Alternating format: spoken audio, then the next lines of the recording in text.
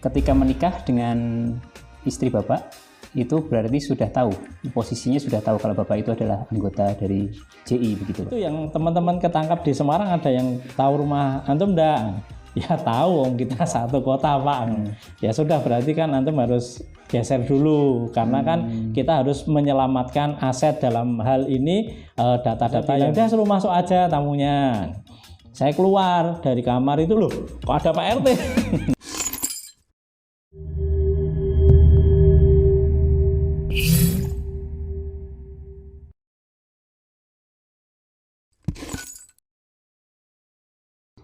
Assalamualaikum warahmatullahi wabarakatuh, Sobat Republika.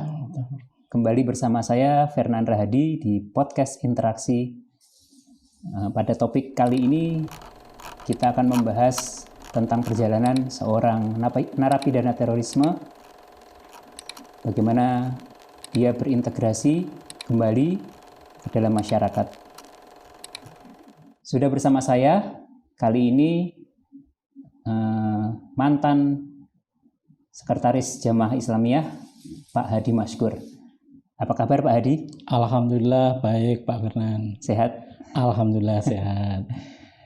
Pak Hadi mungkin bisa diceritakan ke Sobat Republika bagaimana perjalanan menjadi seorang anggota Jamaah Islamiyah. Baik, Bismillahirrahmanirrahim. Sobat podcast Interaksi Republika yang kita banggakan. Awal mula saya mulai bersinggungan dengan Jamaah Islamiyah itu ketika saya selesai dari pendidikan saya di Pondok Pesantren Al-Mutakin Jepara. Kemudian pada waktu itu saya menjalani wiyata bakti mengajar di salah satu lembaga pendidikan madrasah sanawiyah dan madrasah aliyah di Kota Semarang. Nah, kemudian di situ saya mulai berkenalan dengan salah seorang ustadz di Semarang yang sudah meninggal hari ini, almarhum Pak Hasan. Ya, setelah beberapa kali ketemu, kemudian beliau memberikan sebuah filosofi tentang lidi. Bahwasanya lidi itu apabila hanya satu butir atau satu tangkai atau apa itu tidak bisa digunakan untuk apa-apa dan dia rentan untuk dipatahkan. Tetapi ketika lidi itu 100 dan kita ikat menjadi satu, maka bisa kita gunakan untuk membersihkan sampah sebanyak apapun. Nah, dari permisalan yang disampaikan beliau menyampaikan bahwa tidak semua amalan Islam itu bisa dikerjakan secara individu. Ada juga amalan-amalan yang memang harus dikerjakan secara kolektif ataupun kelompok atau berjamaah. Nah, dari situ kemudian beliau menawarkan bagaimana kalau seandainya saya ikut terlibat di dalam jamaah ini supaya bisa mengamalkan ajaran-ajaran Islam yang sifatnya kolektif tersebut. Nah, itu awal mula saya kemudian akhirnya bergabung dengan Jamaah Islamiyah. Tahun 99 itu Pak ya? Tahun 99 betul. Itu posisi waktu itu Bapak Hadi di pendidikan di mana Pak? Saya mengajar di Pondok Pesantren di Semarang. Jadi waktu lulus dari pesantren tersebut langsung bergabung dengan Jamaah Islamiyah? Bukan, ketika saya lulus dari Jepara, kemudian kan saya tugas wiyata bakti ngajar di pesantren Semarang itu. Nah, ketika di Semarang itu saya berinteraksi dengan Pak Hasan ini, yang kemudian terus menyebabkan saya akhirnya masuk menjadi anggota Jamaah. Ketika menikah dengan istri Bapak, itu berarti sudah tahu, posisinya sudah tahu kalau Bapak itu adalah anggota dari JI begitu Pak?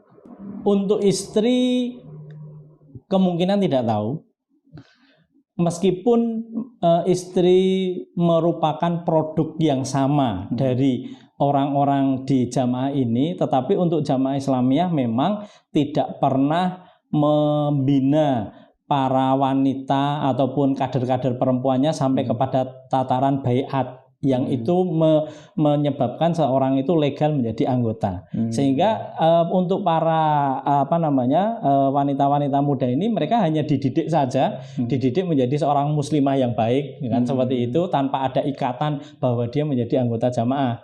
Sehingga sampai kemudian akhirnya saya terlibat jauh di Jamaah Islamiyah pun ya saya tidak pernah menceritakan hal itu kepada istri. Mungkin ini istri bisa jadi menebak ya kalau suaminya terlibat di jamaah, tapi ya nggak pernah saya sampaikan terus terang kepada istri karena itu bentuk ya kita melindungi keluarga kita supaya kalau seandainya ada apa-apa itu mereka juga memang betul-betul tidak tahu, bukan karena mereka menyembunyikan gitu.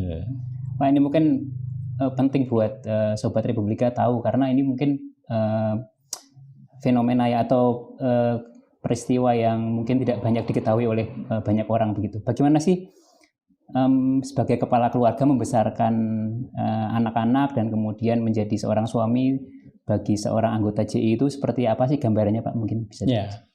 Jadi sejak awal saya nikah sama istri itu memang saya sudah membuat semacam komitmen dengan istri bahwa kita nikah ini bukan untuk senang-senang tetapi untuk menggenapi setengah daripada agama kita, menyempurnakan daripada agama kita.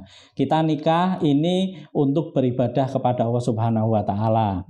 Nah, salah satu bekal yang sering kita diskusikan ya, sama istri dengan kehidupan yang ala kadarnya ya, kebetulan saya ngajar di pesantren yang ya tidak besar-besar amat sehingga dengan kondisi yang ada untuk tunjangan diberikan kepada keluarga juga masih dalam batas minimal gitu.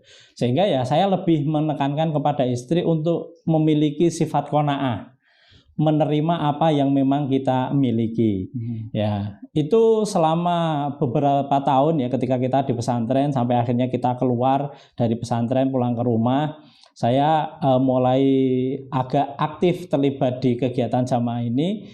Di sela-sela itu saya jualan. Jadi ada pernah jualan kacamata, kemudian jualan parfum. Pokoknya apa saja yang bisa mendatangkan uang yang halal untuk menghidupi anak dan istri saya. Ya, dan dengan keterbatasan itu saya bersyukur kepada Allah, keluarga saya tidak pernah protes ya, artinya istri nggak pernah protes.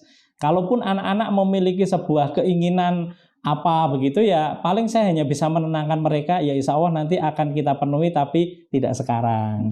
Berdoa saja semoga Abi dimudahkan rezekinya sehingga nanti bisa memenuhi keinginanmu, dan alhamdulillah ya anak-anak sejak awal bisa menerima dengan seperti kondisi itu. Seperti itu Pak. Iya.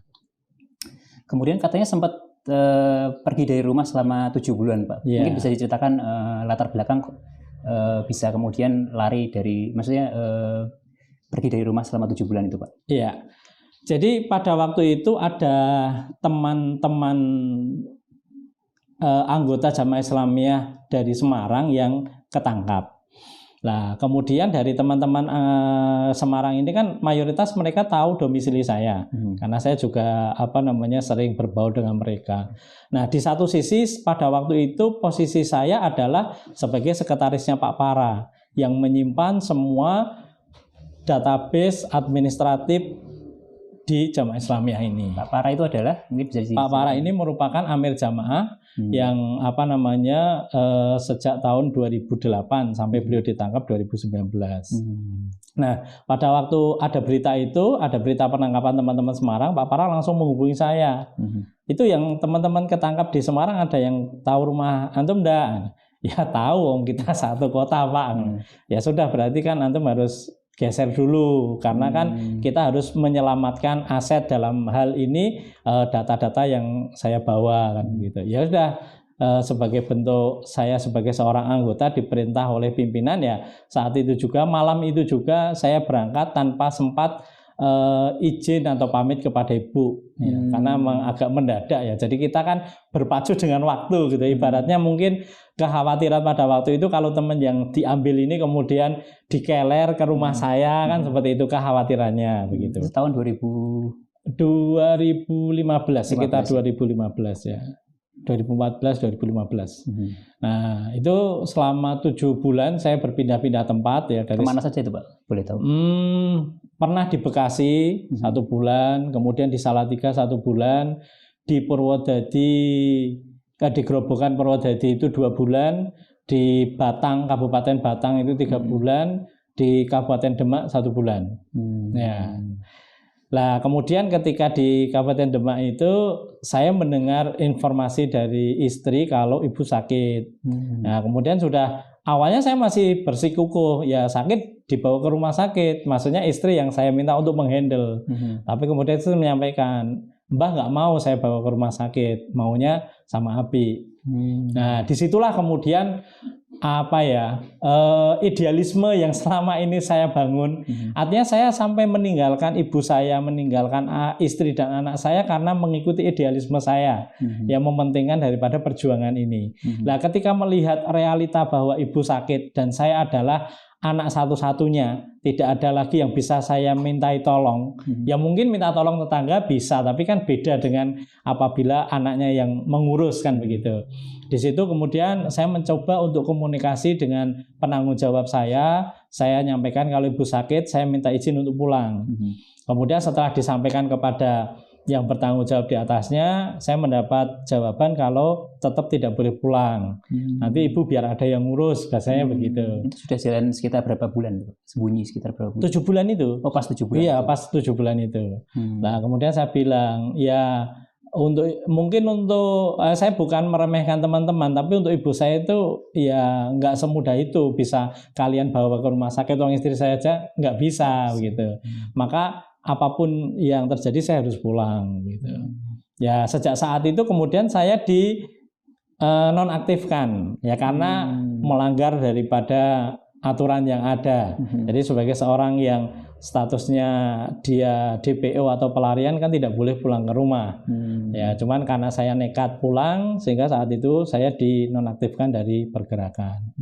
Ya sudah, akhirnya saya ngurusi ibu, saya bawa ke rumah sakit. Ya alhamdulillah tidak sampai 1 bulan ibu sehat dari sakitnya, bisa aktivitas kembali. Dan karena saya sudah diputus ya, akhirnya saya juga aktivitas di rumah seperti biasa membantu ibu. Sampai kemudian ditangkap pada tahun 2020. Saya ditangkap 2020. Berarti kurang lebih 5 tahun itu di rumah Pak ya? Iya, di rumah betul. Kemudian proses kemudian menjadi tertangkap itu bagaimana Pak? Jadi saya ingat sekali itu 4 hari menjelang Lebaran 2020. 2020, 20 Mei 2020. Jadi sehari alhamdulillah pada waktu itu istri mendapat order jahitan dan karena istri sendirian akhirnya saya bantu karena kebetulan sebelumnya saya pernah belajar di BLK Kabupaten menjahit begitu sehingga saya bantu istri seharian bantu motongi kain sama menjahit.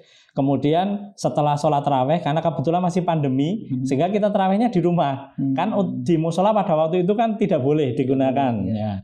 Akhirnya kita taraweh di rumah karena capek seharian aktivitas. Ya udah habis taraweh saya tidur. Memang sebenarnya sore atau siang itu ketika saya motongi kain itu saya melihat ada gelagat yang kurang baik gitu. Karena apa? Ada beberapa orang yang semacam sales gitu ya, keliling di depan rumah saya. Padahal itu kan nggak biasanya. Artinya kan saya tahu siapa yang sering lewat situ. Ini kok nggak biasanya orang ini lewat sini, kemudian sampai situ kok balik lagi gitu. Ya cuman saya pada waktu itu ya sudah itu saya tepis ya, anggapan seperti saya tepis. Habis taraweh saya tidur lah, jam 10 malam itu anak laki-laki saya ngetok pintu gitu, ada tamu gitu. Saya terus lihat jam loh, udah jam 10 ada tamu gitu, tumben. Artinya biasanya kalaupun tamu kan ya habis isya gitu. Ya saya bilang udah suruh masuk aja tamunya. Saya keluar dari kamar itu loh, kok ada Pak RT? Terus dipanggil Mas di sini, oh ya, nah, saya ke ruang tamu. Nah kemudian di situ sudah ada beberapa petugas menyodorkan selembar surat pada saya. Yang surat itu isinya adalah rapat pengangkatan Pak Parawijayanto sebagai Amil ya di Jawa Timur. Ya saya ketika baca surat itu sudah langsung paham bahwa ini saatnya saya ditangkap itu. Kenapa? Karena saya nggak mungkin mengelak. Di situ namanya sudah ada, kemudian beberapa teman juga sudah tertangkap begitu. Sehingga ketika saya selesai baca surat itu sama Bapak petugas itu ditanya, sudah dibaca Pak? Sudah. Paham maksudnya Pak? Iya. Bapak saya bawa. Iya. Ya saya begitu. Kemudian saya diambilkan salin, baju ganti sama anak masuk ke dalam sama ngambil HP saya sama KTP. Kemudian setelah itu saya dibawa keluar. Bawa keluar sampai rumah, di depan rumah baru saya dimasukkan mobil, dibawa ke salah satu tempat untuk menjalani pemeriksaan. Itu selama 1 pekan. 1 pekan di tempat itu, kemudian kita dipindah ke Polda Jateng kurang lebih 2 bulan. Setelah 2 bulan kita pindah ke Rutan Brimob Cikeas. Hampir 1 tahun di sana sampai kita selesai menjalani masa persidangan. Setelah kita vonis, kemudian kita dipindah ke Lapas Gunung Sindur Bogor. Itu sekitar beberapa bulan ya, antara 4 sampai 6 bulan lah. Nah, 14 Februari 2022 saya pindah ke Lapas Kedung Paning Semarang. Sampai kemudian saya bisa mengurus PB saya dan alhamdulillah bisa pulang tanggal 15 September 2022. Terus bagaimana dengan kondisi keluarga di rumah waktu itu Pak? Ketika Bapak ada di penjara, begitu, siapa yang bertanggung jawab terhadap keluarga di rumah? Iya, beberapa kali ketika kita mendapatkan kesempatan untuk video call, jadi kita difasilitasi sama pihak lapas 3 bulan sekali ketika di Cikeas, kemudian untuk di Gunung Sindur itu bisa 1 pekan sekali kita video call. Ya selalu kita tanya gimana kondisi keluarga gitu ya. Ya keluarga selalu menenteramkan hati saya gitu. Artinya rumah it's okay, Abi nggak usah mikir ya. Insya Allah kita bisa survive gitu ya. Ya saya husnudzon kan ibu mulai jualan, artinya bisa dari situ untuk membackup kebutuhan istri dan anak-anak saya gitu. Apalagi anak saya yang pertama kan juga tidak melanjutkan sekolahnya tapi bantu neneknya sama ibunya di rumah. Ya kemudian ketika saya pulang ya baru saya tahu memang ya dari ibu sebagian besar. Selain itu juga istri kadang-kadang mendapat orderan jahitan, yaitu bisa untuk tambah-tambahan selama saya tidak di rumah. Kalau Pak Hadi sendiri yang dilakukan di penjara itu seperti apa Pak? Mungkin gambarannya? Ya, jadi ya di balik sebuah musibah kita bisa mengambil pelajaran. Meskipun kalau ditanya mau tidak masuk penjara, kita tentu menjawab tidak mau. Tetapi di penjara saya mencoba untuk mengambil pelajaran dari situ. Karena ketika masuk di Cikeas awal itu kita hanya diberikan Al-Quran ya, artinya tidak ada buku bacaan yang lain. Ya alhamdulillah kita bisa banyak interaksi dengan Al-Quran. Kemudian sedikit demi sedikit kita pahami makna yang ada di dalamnya. Dan ketika sampai di surat Ar-Ra'd ayat 22 sampai 23 itu selalu menguatkan langkah saya untuk bagaimana segera bisa kembali ke tengah keluarga saya supaya membuat bahagia ibu saya, membahagiakan keluarga saya, dan kedepannya nanti bisa bernostalgia sekeluarga di surga gitu. Itu yang menjadi motivasi saya bagaimana bisa segera kembali ke rumah gitu. Di satu sisi saya menyadari bahwa selama saya bergabung di Jamaah Islamiyah ini tentu nilai-nilai perjuangan lebih kita utamakan daripada keluarga. Kemudian di sana saya juga mulai terbuka pemikiran saya, meskipun ilmunya sudah kita dapatkan jauh hari sebelumnya.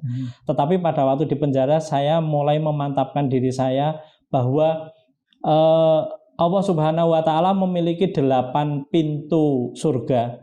Jadi tidak hanya 1 pintu saja. Artinya kita bisa mengusahakan dari 8 pintu tersebut. Nah, makanya kemudian saya mencoba mengikis ego dan idealisme saya, bagaimana nanti saya bisa segera kembali ke rumah, mendapatkan keridhaan dari ibu saya, itu yang paling saya harapkan, karena saya sadar bahwa ridhonya Allah itu berada di bawah keridhaan orang tua. Dan semenjak di dalam saya juga sadar sepenuhnya bahwa kemudahan-kemudahan yang saya dapatkan, mulai dari proses penangkapan, penyidikan, persidangan, sampai kemudian dipindah ke lapas, itu semata-mata atas doa daripada ibu saya. Nah, dari situ semakin ya mengkristalkan langkah saya untuk kembali ke masyarakat, untuk kembali ke orang tua, membahagiakan mereka. Jadi peran keluarga itu memang sangat besar Pak ya, buat sangat besar sekali Pak. Betul. Karena kalau seandainya istri tidak sabar menghadapi ujian yang ada, ya belum tentu saya bisa seperti ini. Karena beberapa teman yang mengalami musibah yang sama, sebagian istrinya tidak sabar, akhirnya minta cerai, begitulah. Ketika istri minta cerai, mau tidak mau seorang suami yang ada di dalam penjara, dia tidak bisa melakukan apa-apa, kan pikirannya kalut tapi nggak bisa berbuat.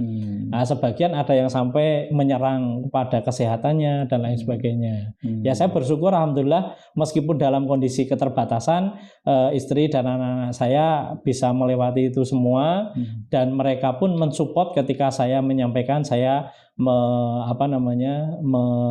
mengikuti program reintegrasi itu, supaya saya bisa segera kembali.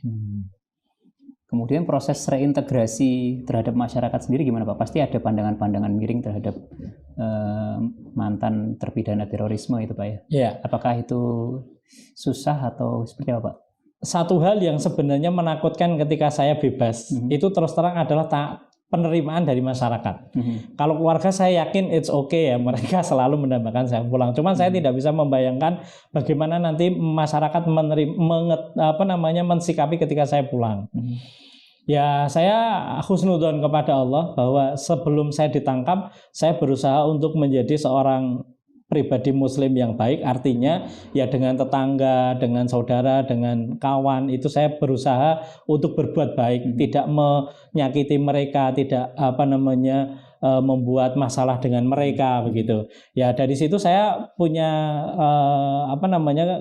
husnudzon, saya berbaik sangka kepada Allah, ya semoga mereka juga bisa memahami kondisi saya, kan gitu. Meskipun kekhawatiran itu cukup dominan dan cukup menghantui, terutama di saat saya dapat kepastian bisa pulang itu. Ya, bismillah, saya pulang, dan di luar prediksi saya, di luar ekspektasi saya, ternyata tetangga, saudara, masyarakat menerima dengan tangan terbuka. Bahkan mereka berduyun-duyun datang ke rumah untuk menghabarkan bagaimana kondisi saya. Termasuk beberapa orang tua ya, yang sudah berusia lebih dari 70 tahun, dengan membawa jalan itu dibantu dengan tongkat, itu datang ke rumah hanya sekedar mengetahui bagaimana kondisi saya. Itu satu hal yang sangat saya syukuri, dan semakin menguatkan dan mengkristalkan keinginan saya untuk mewujudkan keinginannya kembali kepada masyarakat dan keluarga tersebut. Ya Pak. Ya alhamdulillah Pak ya, bisa diterima dengan baik sama masyarakat itu. Tapi sebagai pribadi sendiri, apakah ada perbedaan antara Bapak dulu yang menganggap sebagai Pak Hadi sebagai seorang muslim yang seperti ini, yang mungkin dulu menganggapnya kan sepertinya saya tuh paling benar gitu, dengan sekarang yang setelah keluar dari lapas itu Pak, seperti apa Pak perbedaannya Pak? Memang satu hal yang perlu saya syukuri ketika berada di lapas Cikeas, itu sekitar bulan ke-4 atau ke-5 saya di sana itu, dari pihak petugas itu secara rutin memasukkan buku-buku bacaan. Ya, dari buku-buku bacaan itu terutama sebuah buku yang menurut saya cukup menarik untuk dikaji gitu ya. Itu karangan dari teman-teman mahasiswa Lirboyo yang berjudul Kritik Ideologi Radikal. Di situ mereka mengkritik, tetapi mengkritiknya tidak sembarangan. Jadi mereka mengkritik dengan memberikan sudut pandang yang lain dari perkataan ulama-ulama yang bisa dipertanggungjawabkan. Itu satu. Yang kedua, buku itu dipenuhi dengan footnote. Sehingga ketika mungkin kita ingin merujuk pendapat ini benar atau tidak, itu kita bisa tinggal melihat di daftar pustakanya atau di footnote-nya. Nah, di situ saya semakin terbuka. Saya bisa membuka helm kacamata kuda saya bahwa memang keluasan perbedaan pendapat di Islam itu merupakan rahmat sebenarnya.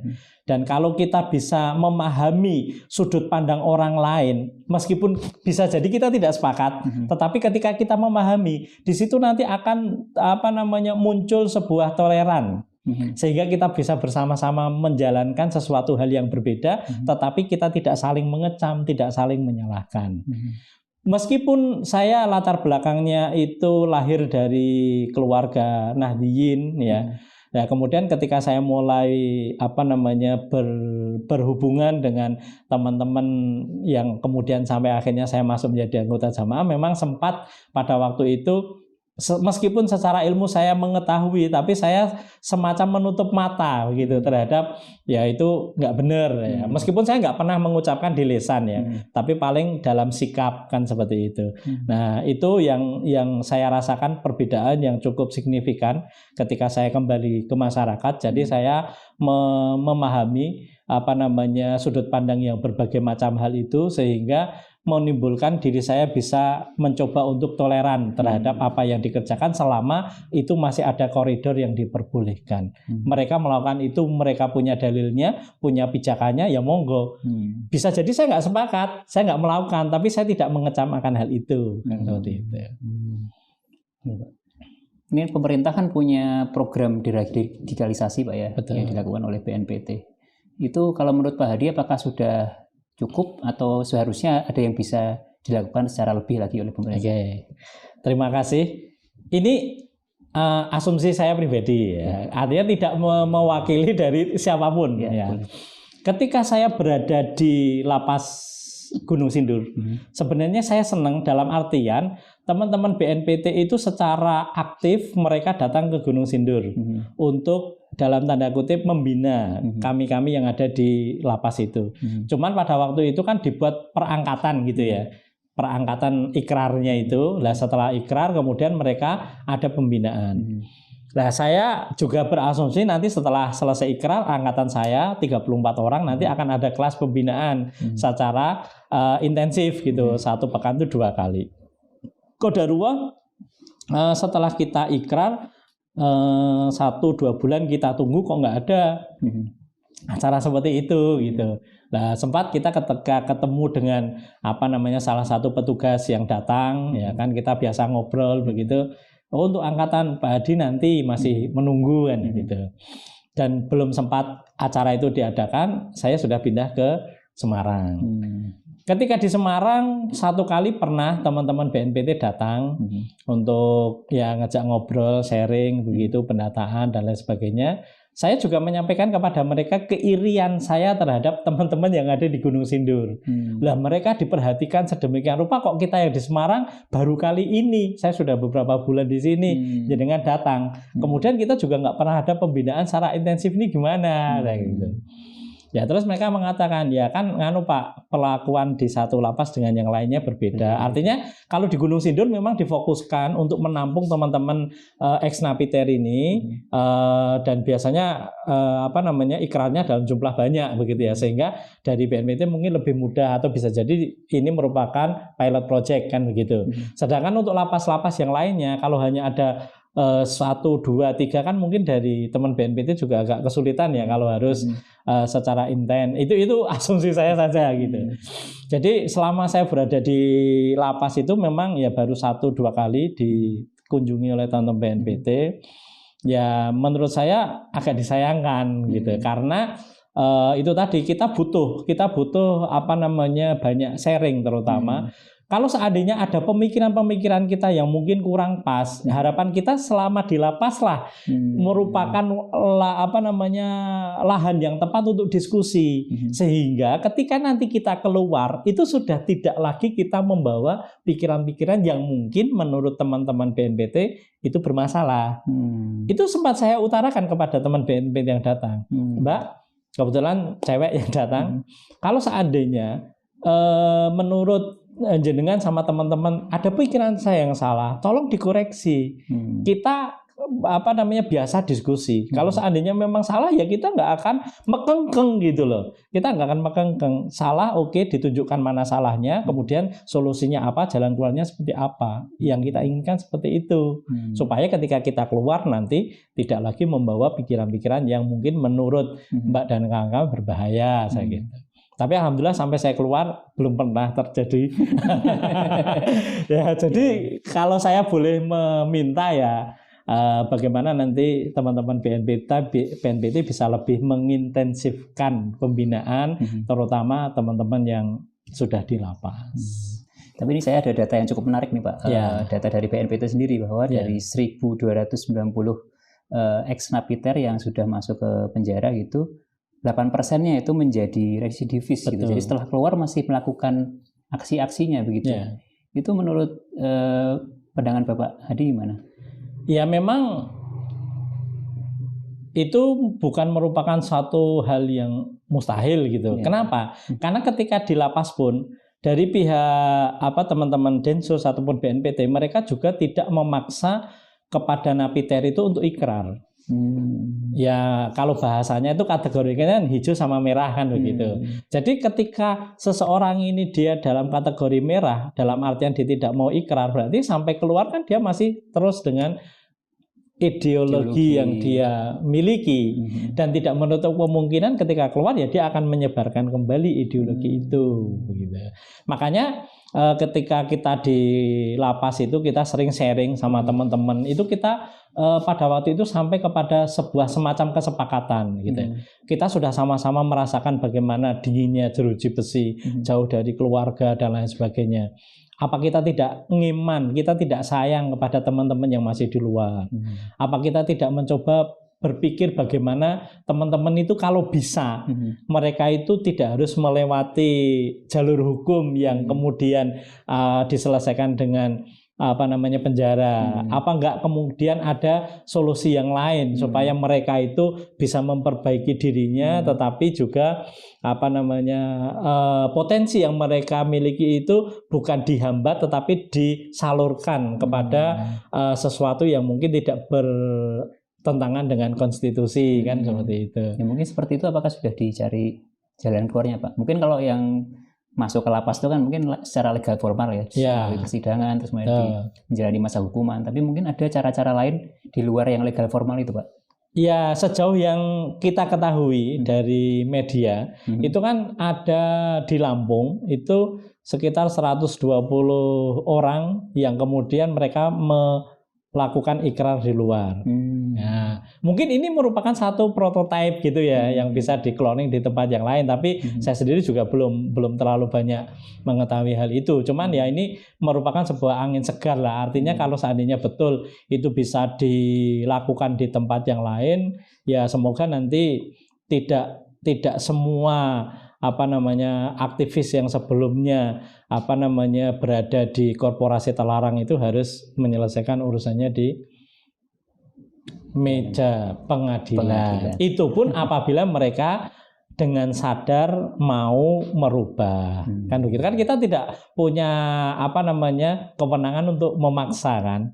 Ya paling kita hanya dialog, kemudian memberikan alternatif wacana yang lain begitu. Kemudian kalau mereka mau mengikuti ya alhamdulillah kan seperti itu. Dalam kasus Pak Hadi sendiri mungkin di sini ada peran keluarga Pak ya. Mungkin kalau itu bisa dijadikan prototipe gitu Pak. Ya. Sebenarnya bisa untuk diterapkan ya mungkin. Betul. Di tempat lain gitu. Iya, saya inginnya seperti itu ya. Karena saya ingat sebuah nggak tahu apa hadis atau kata-kata mutiara, khairun nas anfa'uhum linnas. Sebaik-baik manusia itu kan yang paling bermanfaat, yang bisa memberi manfaat kepada orang lain. Artinya ketika kita bisa menolong saudara kita Ya mungkin ini selalu segala sesuatu pasti dari berbagai macam sudut pandang. Ada orang yang menganggap bahwa masuk penjara ini merupakan sebuah kehebatan dalam tanda kutip. Tapi kalau seandainya kita yang merasakan di dalam kan ya nggak sebegitu juga kan seperti itu. Makanya kita tetap memiliki upaya bagaimana teman-teman ini bisa memiliki kesadaran sehingga tidak harus menyelesaikan urusannya di meja pengadilan itu. Oke Pak, ini terakhir Pak. Mungkin sekarang setelah keluar dari penjara begitu menjalani masa hukuman, tapi masih menjalani masa hukuman selama ya? Masih lapor setiap bulan. Masih lapor setiap bulan ya. Sekarang apa nih yang menjadi cita-cita Pak Hadi? Ya, yang menjadi keinginan dan cita-cita saya nggak muluk-muluk. Ya, saya hanya ingin membuat ibu saya tersenyum. Saya hanya ingin mendapatkan keridhaan dari beliau karena bapak sudah meninggal. Mertua dua-duanya juga sudah meninggal semua sehingga tinggal ibu satu-satunya. Saya hanya ingin mendapatkan keridhaan mereka dan saya berharap dengan ridhonya ibu kepada saya semoga itu akan menjadi jalan saya mendapatkan rahmatnya Allah sehingga saya bisa bernostalgia dengan keluarga saya di surga. Oke. Terima kasih Pak Hadi atas kehadirannya di podcast Interaksi. Sama-sama. Sobat Interaksi, itu tadi obrolan saya dengan Pak Hadi Maksyur, ex-sekretaris Jamaah Islamiyah. Semoga bermanfaat buat Sobat Republika sekalian. Terima kasih. Wassalamualaikum warahmatullahi wabarakatuh. Waalaikumsalam warahmatullahi wabarakatuh.